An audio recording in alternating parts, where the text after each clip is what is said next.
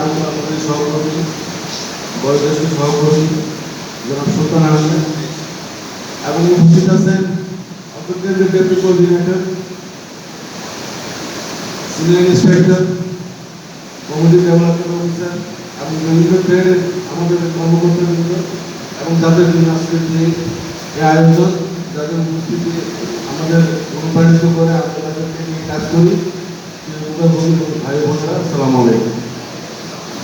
প্রথমে আমি আপনাদের সকলকে আমাদের বিভিন্ন অধিদপ্তরের পক্ষ থেকে, প্রশিক্ষণ শাখার পক্ষ থেকে স্বাগত করি। আসলে বক্তৃতা শুনতে শুনতে আপনারা কান ঝালা পড়া, কারণ উপদেশ কিন্তু একদম সহজে পাওয়া যায়। সবাই একটাই জিনিস সস্তায় পাওয়া যায়, বিনামূল্যে পাওয়া যায়, সেটা হলো উপদেশ। আমি সেই উপদেশ দিতে গেলে দেখতে যে একরকম উপদেশ হয়ে যাবে, উপদেশ নয়। আপনারা আমার ছোট ভাই বোনের মতো প্রশিক্ষণ শাখায় যেহেতু আমি কাজ করি পর্যায়ে থেকে, প্রশিক্ষণ শাখাকে আমি আমার আস্থায় এনে আনার জন্য আপনার সাথে কিছু কথাবার্তা শেয়ার করতে চাই এবং আমার বক্তব্য সেটা আপনাদের কিছু বক্তব্য নিয়ে যেতে চাই। আমি এটুকু বলতে চাই, প্রথম থেকে আমরা যে ট্রেনিংগুলো করছি বিভিন্ন অধিদপ্তর, আগে স্যার বলে গেছেন, আমরা মোটিভেশন দিই, আমরা ট্রেনিং দিই, তারপর আত্মকর্মসংস্থানের মাধ্যমে কর্মসংস্থানের ব্যবস্থা করি। কিন্তু এই কাজটা করতে গেলে প্রথম যেটা দরকার সেটা হলো মোটিভেশন। মোটিভেশনটা হলো কি? উদ্বুদ্ধকরণ। কিসের জন্য উদ্বুদ্ধকরণ? উদ্বুদ্ধকরণ হলো আমরা চাকরি করবো না, চাকরি দেব। চাকরি করবো না, চাকরি দেব, এই মানসিকতা যাদের, তাদেরকে আমরা প্রশিক্ষণ শাখা। এখন আমি বলি, যারা এখনো তাদের মাইন্ড সেট করতে পারেন না, আমি যদি আরেকটা ট্রেনিং পাই ওইটা করবো, তারপর এখানে যদি অন্য ট্রেনিং পাই ওই ট্রেনিং করবো, কিন্তু অন্য জায়গায় যদি অন্য কাজ পাই তাই করবো, ব্যবসা হলে ব্যবসা করবো, চাকরি পালে চাকরি করবো, এরকম দৌর্যমান অবস্থায় থেকে কোনো প্রশিক্ষণ হবে না। এই জন্য বলে আপনি এখানে এসেছেন, এখান থেকে এটাকে আপনাকে প্ল্যানে রাখতে হবে, এটাকে আপনাকে ধ্যানে রাখতে হবে, এটাকে আপনাকে এটার পিছনেই আপনাকে মেহনত করতে হবে। তা না হলে এই প্রশিক্ষণ কখনো ফলপ্রসূ হবে না। প্রশিক্ষণের ক্ষেত্রে আমি সকলে যেটা শেয়ার করতে চাই কয়েকটি বিষয় আমি বারবার বলি, সব জায়গায় বলি, যেটা হলো আমরা এখন কিন্তু ইন্ডাস্ট্রিয়াল রেভলিউশনের দিকে যাচ্ছি, চতুর্থ শিল্প বিপ্লবের দিকে যাচ্ছি। চতুর্থ শিল্প বিপ্লব কি? চতুর্থ শিল্প বিপ্লব হলো সেই বিপ্লব, সেই শিল্প বিপ্লব যে শিল্প বিপ্লবে অটোমেশন, ডিজিটালাইজেশন, এগুলো ছাড়া অন্য কোনো বিকল্প হবে না, এগুলো তো লাগবে। আর চতুর্থ শিল্প বিপ্লবের কারণে অনেক কোন সেক্টরের কাজ বন্ধ হয়ে যাবে, অনেক সেক্টরের কাজ শেষ হয়ে যাবে, যেগুলো আগে খুব প্রয়োজনীয় ছিল, এবং আবার নতুন নতুন অনেক পদ সৃষ্টি হবে, অনেক কোন সেক্টর সৃষ্টি হবে। তাই আমি বলি, আমাদের যে ট্রেনিং যে কোর্সগুলো আছে, সেই কোর্স সবগুলো কোর্সকে চতুর্থ শিল্প বিপ্লবের সাথে অ্যালাইনমেন্ট করে আগাইতে হবে। অ্যালাইনমেন্টটা কি সেটা সেই বিষয়ে এখানে যেমন অ্যাগ্রোবেস ট্রেনিং আছে, যত কিছু যত ট্রেড আছে সব ট্রেড বিলীন হয়ে গেল, অ্যাগ্রোবেস থাকবে। আপনার কি অ্যাগ্রোবেস মানুষ যত আধুনিক হোক, যত স্মার্ট হোক, যত আপনার প্রযুক্তি নির্ভর হোক, খাওয়া ছাড়াকে চলবে, খাওয়া দাওয়া লাগবে না, সে মাছ মাংস সবই লাগবে, কিন্তু আমাকে এটা অ্যালাইনমেন্ট করতে হবে সেভাবে যেভাবে আমি আমার যুগের সাথে তাল মিলিয়ে মানুষ বাড়তেছে, অল্প ব্যয়ে বেশি ফসল আনতে পারি, ওই পদ্ধতিকে রপ্ত করতে হবে। সেক্ষেত্রে আপনার ডিজিটালাইজেশনকে কিভাবে আমি কাজে লাগাবো, অটোমেশনটাকে সাথে কিভাবে অ্যাডজাস্ট করতে হবে। আপনি দেখেন ট্রাক্টর ছাড়া আগে কিন্তু বড় নাঙ্গল ছিল, এখন কি নাঙ্গল দেখা যায়? এখন হলো ট্রাক্টর, সামনে থেকে ট্রাক্টর মানুষের দ্বারা। এখন যেমন আপনার ওষুধ দিচ্ছে ধানে, আমরা বিভিন্ন ভাবে থেকে পিছনে একটা এরিয়া বোতল থাকে, থাকে, তারপর আপনার একটা স্প্রে করে করে ওষুধ দেয়। এখন ওভাবে ওষুধ দেন, ওষুধের ড্রোন ড্রোন হলো এটা একটা ছোট একটা বিমানের মতো ছোট, এটা উড়ে আকাশে, ওটার উপরে ড্রামটা থাকে ওষুধ স্প্রে করে আর কন্ট্রোল করে, এখানে কন্ট্রোল করে এখান থেকে যাতে পুরো জায়গাটা সুন্দরভাবে করে। আমাদেরকে এই জিনিসগুলোর সাথে পরিচিত হতে হবে। এই পরিচিতিটা আমরা করতে পারবো না, এটা করবে কে? অনলাইন থেকে আপনাদের দেখতে হবে। আমি শুরুতে আরেকটা জায়গায় বলছিলাম যে আমাদের অনেকগুলো ট্রেড বিলুপ্ত হয়ে যাবে, অনেকগুলো চাকরি বিলুপ্ত হয়ে যাবে। এটার প্রমাণ কি দেখবেন? আজকে আগে কি ছিল? ডাক বিভাগ। ডাক বিভাগ সেখানে চলতো টিএনটি, ক্যামেরা, তাই না? এগুলো তো সব লাগতো। তারপর টিভি, বিভিন্ন চ্যানেল। এখন কি এগুলো কিছু লাগে? কিছুই লাগে না। কারণ কি? সব এটাতে চলে আসছে। সব মোবাইলে চলে আসছে না? তাহলে ওই ডাক বিভাগের গুরুত্ব কি আছে এখন? না। তাহলে কি আমরা কি ডাক বিভাগে যে কাজ করতাম সেই কাজটা এখন করি না? কিভাবে? টেক্সট পাঠাই, এসএমএস করি, তাই না? তারপর আপনার প্রতিটি ক্ষেত্রে আপনার যেমন আপনার আগে ক্যামেরা ছিল, আলাদাভাবে ডিএসএলআর আমরা দেখছি না, বড় বড় ভালো ভালো ক্যামেরা, বিভিন্ন রকমের ক্যামেরা, ডিজিটাল ক্যামেরা, কিন্তু এগুলি লাগে কি? লাগে না। এখন কি? এটাতে ক্যামেরা আছে, সব অনস্টপ সার্ভিস হয়ে যাবে, সকল সার্ভিস চলে আসবে হাতের মধ্যে। তাহলে আমাকে এটা ব্যবহার করব, শুধু কথা বলা, টেক্সট পাঠাইলেও হবে না। এটা বহু দিয়ে, এটা ডাইভার্সিফিকেশন কি, এটা ডাইভার্সিফাইড ইউটিলিটি, এগুলো আমাদের জানতে হবে, শিখতে হবে। আপনাকে এই ট্রেডগুলো যখন বন্ধ হয়ে যাবে, ঠিক তেমনি এটার সাথে রিলেটেড যে সমস্ত কার্যক্রম আসতেছে অনলাইন ভিত্তিক, এগুলো কার্যক্রম, এগুলো থেকে চাকরি স্কোর বেড়ে যাবে। আর এটাকে আপনি কিভাবে কাজে লাগাবেন? কাজে লাগাতে পারেন এভাবে, আপনার মাছের রোগ হইল, মাছ চাষ করে, আপনার গরুর রোগ হইল, আপনি পোল্ট্রির রোগ হইল, আপনাকে ছবি তুলে পোল্ট্রি বিভাগের একটা নির্দিষ্ট নাম্বার আছে, ওই নাম্বারে এসএমএস করে দেন, ভিত্তি এসএমএস আপনার কাছে চলে আসবে ছবি উঠে আপনার রোগটা কি এবং কি ওষুধ। আপনি এই পোল্ট্রি বিভাগে দেখতে পারেন, আপনার কি ভিজিট বাঁচলো না, কস্ট বাঁচলো না, টাইম বাঁচলো না? এই টিসিবি দুটোটাই বাঁচবে, টাইম, কস্ট, ভিজিট। তাহলে এইটাই তো আপনার ডিজিটালাইজেশনের সাথে অ্যালাইনমেন্ট, এটাই ডিজিটালাইজেশনের সাথে অ্যালাইনমেন্ট। এটার জন্য আপনারা যারা আপনাদের প্রশিক্ষণ দিচ্ছে তারা কিন্তু অনেক কিছু জানে, কিন্তু আপনাদের তাদের কাছ থেকে জানার আগ্রহ থাকতে হবে, আপনাদের ওদের কাছ থেকে জেনে নিতে হবে। তাহলে এরপর আরেকটা বিষয় দেখেন, ইলেকট্রনিক্স, ইলেকট্রিক্যাল আর এসে যে ট্রেনিংগুলো আছে, আমাদের কম্পিউটার যে ট্রেনিংগুলো আছে, কম্পিউটার মানুষের আগে ছিল অনেক দামি, মনে করতো এটা তো আসলে অনেক দাম, এটা ব্যবহার করা উচিত, এটা ব্যবহার করতে ছিল ঝামেলা, এটা বিভিন্ন রকম। কিন্তু কম্পিউটার ছাড়া আপনি চলতে পারবেন না। আপনি যদি মাস পাস করেন, আপনি যদি আপনার এক্সপ্রেস কোনো ট্রেনিং করেন, আপনি কম্পিউটার ছাড়া চলতে পারবেন না, ল্যাপটপ ছাড়া চলতে পারবেন না। তাহলে সেটা ওটা নিত্য প্রয়োজনীয় জিনিস, ওটাই আপনার প্রথমে কিনতে হবে, ওটাই আপনার ব্যবহার শিখতে হবে, ওখান থেকে আপনি সব কিছু পাবেন। আগে বলা হতো কি নলেজ ইজ পাওয়ার, এখন বলা হয় ইনফরমেশন ইজ পাওয়ার। অর্থাৎ আপনার সকল ইনফরমেশন গ্যাদার করতে হবে অনলাইন। আপনি যত বেশি ইনফরমেটিভ হবেন, তত বেশি ইনফরমেশন আপনার থাকবে, তত বেশি আপনি করতে যাবেন। আপনি অ্যাগ্রোবেস প্রজেক্ট আছে, কোথায় মুরগির দাম, মুরগির বাচ্চার দাম কম, কোন জায়গায় ইয়েটা বেশি, আপনি এটা কম্পেয়ার করতে পারবেন অনলাইনে। আপনি আপনার ইয়েতে আছেন আরএসির একটা পাম্প কিনবেন, কিংবা ফ্রিজ এয়ার কন্ডিশনের একটা পাম্প কিনবেন, কোন জায়গায় কোন কোম্পানি কত টাকা রেট, সব আপনি পাচ্ছেন অনলাইনে পাবেন। আর অনলাইনের মাস্টার হলো গোপনীয়, তাই না? আমাদের অনলাইনে ওয়ার্ল্ডের সবচেয়ে বড় সার্চ ইঞ্জিন। এগুলোর ব্যবহার আমাদেরকে শিখতে হবে, তাহলে ডিজিটালাইজেশনকে আপনার ক্ষেত্রে লাগানো যাবে না। আর এটাকে আপনাকে কেউ শিখে নিতে হবে, এটা আপনি নিজেই নিজের প্রয়োজনে শিখবেন। আমরা যতটুকু জানি, আমাদের যাদের বয়স হচ্ছে, আপনি কিন্তু প্রযুক্তি থেকে দূরে আছেন, আর আপনাদের মধ্যে শুরু, আপনারা কিন্তু প্রযুক্তির সাথে আরো বেশি যান। আমরা জানি, দেখি যে আমাদের বাচ্চা কাচ্চারা কিন্তু আমাদের মোবাইল বলেন, অন্যান্য কম্পিউটার বলেন, ট্যাব বলেন, সব কিছু ওরা এত বেশি এক্সপার্ট, আমাদের তো তাদের কাছ থেকে অনেক সময় শিখতে হবে। তাহলে আপনারা এই প্রযুক্তিকে ব্যবহার করবেন আপনাদের প্রতিটি ট্রেনিংয়ের ক্ষেত্রে, প্রত্যেকের প্রজেক্ট তৈরির ক্ষেত্রে, এগুলো আপনাদেরকে করতে হবে। আমরা যুবউন্নয়ন অধিদপ্তর আপনাদেরকে শুধুমাত্র কিছু আপনাদের সাথে লিঙ্কিং দেখাচ্ছি, লিঙ্কিং করে দিচ্ছি, আপনাদেরকে কিছু বেসিক আইডিয়া দিচ্ছি, আপনাদের টোটাল আইডিয়াটা আপনাদেরকে দেওয়া সম্ভব এই সম্পর্কে। আপনারা দেখেন, আমরা কিন্তু কাজ করে যাচ্ছি, আমরা নতুন আগের অনেকগুলো ট্রেড ছিল যেগুলো আমরা ওখান থেকে একটু মডিফাইড করে নতুন নতুন ট্রেড আমরা চেষ্টা করছি। আপনি খুলনাতে দেখবেন নতুন নতুন অনেকগুলো ট্রেড করে এসে গেছে। আমরা আমাদের এই ট্রেডগুলোকে এগুলো হলো এই কারণে এটা যুগের ট্রেড। আর ফ্রিল্যান্সিং একটা কোর্স আছে, যে ফ্রিল্যান্সিং করে ফ্রিল্যান্সাররা লক্ষ লক্ষ টাকা ইনকাম করতেছে।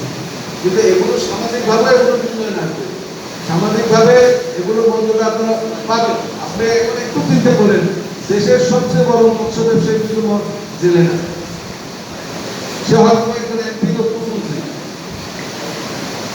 দেশের সবচেয়ে বড় পোল্ট্রি ব্যবসায়ী সে একজন হয় এমপি নয় মন্ত্রী, সে অনেক সফল ব্যবসায়ী। তাহলে আমরা আগে যে সিস্টেমটা যে ধরনের ধারণা ছিল সেটা না। আমাদের মন্ত্রী মহোদয়, মন্ত্রী মহোদয় 150 গরু আছে, যেটা আমি দেখে অবাক। গাজীপুরে বিশাল সেক্টর, ওখানে উনি নিজের হাতে করতেন অনেক সময়। এতে কি ওনাদের মর্যাদার জায়গাটা কি কোনো হানি হয়েছে? তাহলে আমরা কেন খুঁজ করি এই চাকরি করা যাবে না, এইটা করা যাবে না, এই কাজ করা যাবে না, আমাদেরকে চাকরি করতে হবে।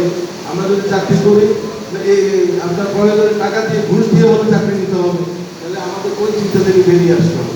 আপনি যে টাকা দিয়ে ঘুষ দিয়ে চাকরি নিতে যাচ্ছেন সে টাকাটা আপনি শুরু করে ব্যবসা কাজে লাগাবেন। ছোট থেকে আপনি বড় হবেন অনেক উপরে, আপনার প্ল্যান থাকবে, কিন্তু আপনি শুরু করে ছোট থেকে। বড় যদি হতে চাও, ছোট হওয়ার আপনাদের এই চিন্তাটা মাথায় রাখতে হবে। আমি বড় হবো, কিন্তু এটা একবারে না, এটা টাইম প্ল্যান করবেন। আমার 10 বছরে হবো, 5 বছরে আমি আমার ব্যবসাটা এই করতে হবে। কিন্তু আপনি শুরু করেন ছোট থেকে। ছোট হলে ভাঙবে করবে লস হবে না। আপনি আপনার বড় ধরনের বিপদ ঝুঁকিতে পড়বেন। বড় প্রজেক্ট দিবেন, আপনার প্রত্যেকে কাজ শুরুতে আমি লক্ষ টাকা প্রজেক্ট নেব, লক্ষ টাকার করবো, কাজ শুরু করবো, কিন্তু ধরা খেলে কিন্তু লক্ষ টাকা ধরা দেবে। আপনার ছোট থেকে আস্তে আস্তে বড়। আপনারা আমাদেরকে খুঁজে বের করছেন না, কি কারণে? আপনি ট্রেনিং নেবেন। এই যে কেউ পোল্ট্রিতে আসছেন, কেউ অ্যাগ্রোবেস ট্রেনিং করতে আসছেন, কেউ কম্পিউটারে আসছেন, কেউ গ্রাফিক্সে আসছেন, কেউ আপনার কারিগর অন্যান্য ট্রেডে আসছেন, কেউ সেলাইতে আসছেন। মনে করছেন তো আপনি করে করতে পারেন। এখন আমরা আসছি কিন্তু আপনাদের সাথে করার সুযোগ হয়েছে থেকে বলছি, আমরা আসছি আপনাদেরকে, অর্থাৎ আপনাদের মধ্য থেকে যারা প্রজেক্ট করে সবচেয়ে ভালো অবস্থানে আছে তাদেরকে বুঝতে আসছে। যাবো বাগেরহাট, গিয়েছিলাম মাগুরা, তারপর মেহেরপুর, এইসব জায়গায় প্রতি বছর সরকার প্রধানমন্ত্রীর হাত থেকে, প্রধানমন্ত্রীর হাত থেকে পুরস্কার নেয়। 28 জন যুব পুরস্কার, 28 জনকে যুব পুরস্কার দেওয়া হয়। 28টা প্রজেক্ট, এমন প্রজেক্ট থাকতে হবে যে প্রজেক্টগুলো বাংলাদেশে খুবই ভালো অবস্থানে আছে। যে প্রজেক্টগুলো এলাকায় অনেক লোককে মধ্যে আলোকিত হয়ে আসছে, সে প্রজেক্টগুলো আমরা বাছাই করতে দিচ্ছি। তারা আগে তথ্য দিয়েছিল, এখন আমরা বাস্তব অবস্থা দিতে হবে। সেটা দেখে যদি সবকিছু মিলে তাহলে তারা পুরস্কার দেবে। আপনারা হয়তো 1 নভেম্বর তাদের সেটা আপনারা দেখতে পাবেন।